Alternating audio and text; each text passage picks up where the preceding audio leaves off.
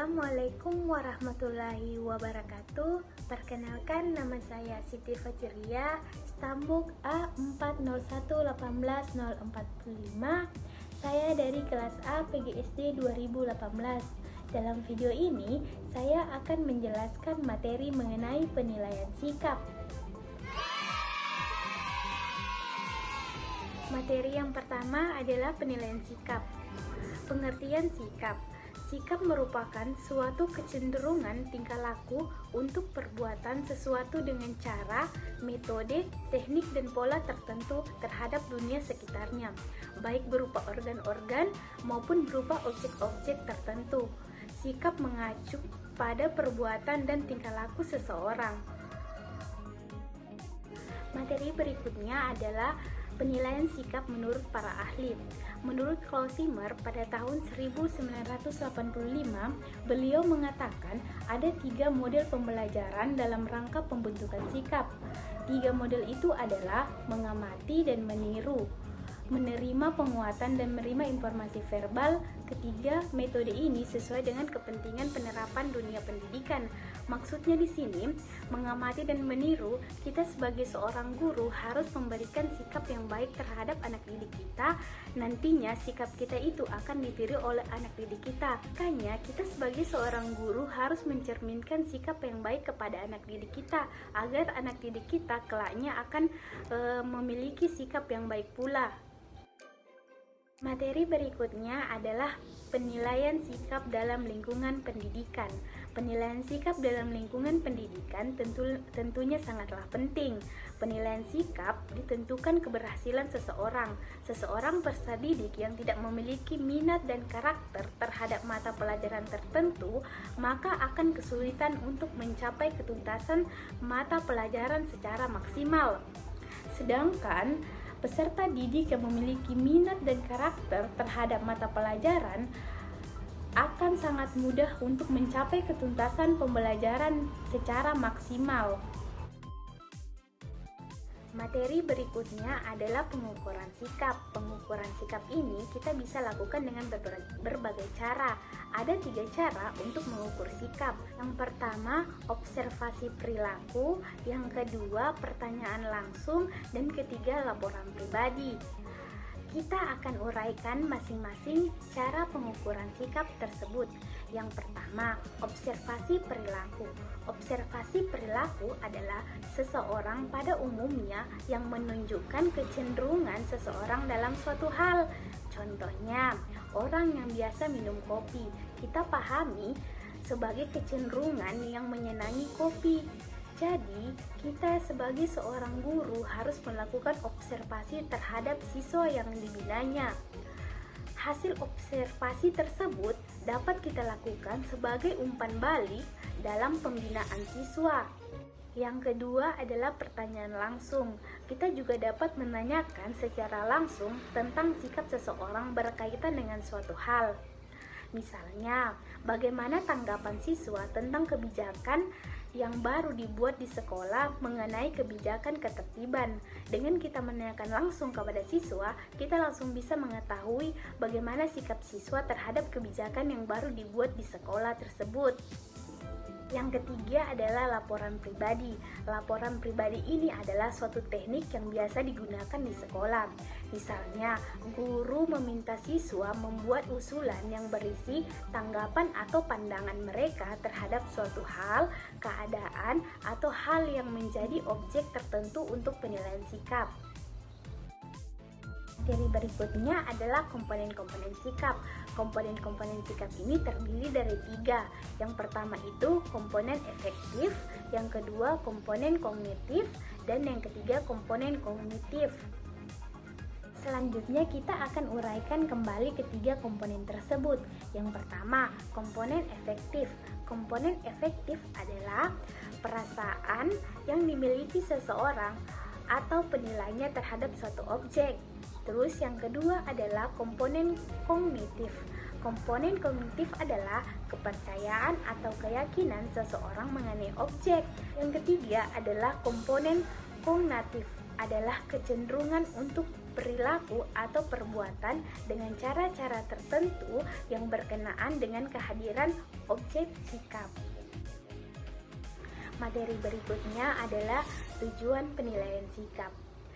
Tujuan penilaian sikap ini adalah untuk mendapatkan umpan balik baik untuk guru maupun siswa sebagai dasar untuk perbaikan proses belajar mengajar dan mengadakan program perbaikan bagi anak didik untuk mengetahui tingkat perubahan tingkah laku anak didik yang telah dicapai dan diperlukan sebagai bahan perbaikan tingkah laku anak didik, memberikan laporan kepada orang tua, dan menentukan lulus tidaknya anak didik untuk menetapkan anak didik dalam situasi belajar mengajar yang tepat sesuai dengan tingkat pencapaian dan kemampuan serta karakteristik anak didik.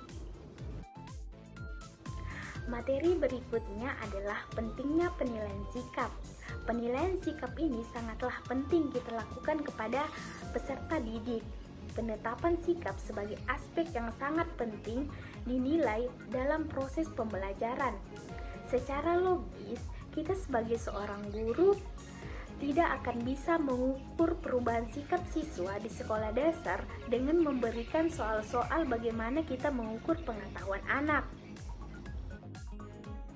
Materi berikutnya adalah sikap dan objek yang perlu dinilai. Penilaian sikap dalam berbagai mata pelajaran secara umum dilakukan dalam berbagai objek dan sikap sebagai berikut. Yang pertama, sikap terhadap mata pelajaran, yaitu siswa memiliki sikap positif terhadap mata pelajaran. Dengan sikap positif dalam diri siswa akan tumbuh dan berkembang minat belajar, akan lebih mudah diberi motivasi dan akan lebih mudah menyerap materi yang diajarkan. Oleh karena itu, guru perlu menilai tentang sikap siswa terhadap mata pelajaran yang diajarkan. Kedua, sikap terhadap guru mata pelajaran. Siswa perlu memiliki sikap yang positif terhadap guru yang mengajarkan suatu mata pelajaran.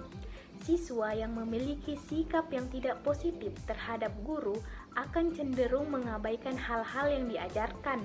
Dengan demikian, siswa yang memiliki sikap negatif terhadap guru mata pelajaran akan sukar menyerap materi yang diajarkan oleh guru tersebut.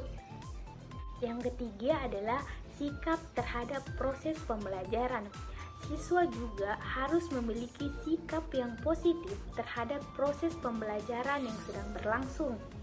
Proses pembelajaran di sini mencangkup suasana belajar, strategi, metodologi, dan teknik pembelajaran yang digunakan. Tidak sedikit siswa yang merasa kecewa atau tidak puas dengan proses pembelajaran yang sedang berlangsung. Namun mereka tidak mempunyai keberanian untuk mengatakan, akibatnya mereka terpaksa mengikuti proses pembelajaran yang sedang berlangsung dengan perasaan yang tidak nyaman. Hal ini dapat kita ketahui dengan penyerapan materi yang kita berikan kepada siswa itu tidak secara maksimal mereka dapatkan. Keempat, sikap terhadap materi dari pokok-pokok bahasan yang ada. Siswa juga perlu memiliki sikap positif terhadap materi pembelajaran yang diajarkan sebagai kunci keberhasilan dari proses pembelajaran yang sedang berlangsung. Kelima adalah sikap yang berhubungan dengan nilai-nilai tertentu yang ingin ditanamkan dalam diri siswa melalui pokok pembahasan. Contoh, kita sebagai seorang guru mengajarkan pokok pembahasan koperasi dalam mata pelajaran ilmu pengetahuan sosial. Berhubungan dengan pembahasan ini, ada nilai-nilai luhur tertentu yang relevan diajarkan dan ditetapkan dalam diri siswa. Misalnya, kerjasama, kekeluargaan, hemat, dan sebagainya. Dengan demikian, untuk mengetahui berhasil atau tidaknya siswa dalam mempelajari mata pelajaran ini, kita sebagai seorang guru harus melakukan penilaian agar kita tahu apakah proses pembelajaran yang kita lakukan berhasil pada diri siswa atau tidak. Materi berikutnya adalah penilaian berbasis kelas atau PBK. Penilaian berbasis kelas atau PBK adalah merupakan salah satu pilar dalam kurikulum berbasis komputer. Penilaian berbasis kelas adalah proses pengumpulan dan penggunaan informasi oleh guru untuk memberikan nilai terhadap hasil belajar peserta didik berhasilkan tahap kemajuan belajarnya, sehingga didapatkan potret atau profil kemampuan peserta didik yang sesuai dengan daftar kompetensi yang ditetapkan dalam kurikulum K13. Penilaian berbasis kelas dapat dilakukan secara terpadu dalam kegiatan belajar mengajar. Penilaian dapat dilakukan baik dalam situasi formal maupun informal, maksudnya baik dilakukan dalam kelas maupun di luar kelas. Kesimpulan. Jadi, kesimpulan dari materi pembahasan penilaian sikap adalah sikap merupakan suatu kecenderungan tingkah laku untuk perbuatan sesuatu dengan cara, metode, teknik, dan pola tertentu terhadap dunia sekitarnya, baik berupa organ-organ maupun berupa objek-objek tertentu. Sekian materi yang dapat saya jelaskan mengenai penilaian sikap. Lebih dan kurangnya saya mohon maaf. Wabillahi taufiq wal hidayah. Wassalamualaikum warahmatullahi wabarakatuh.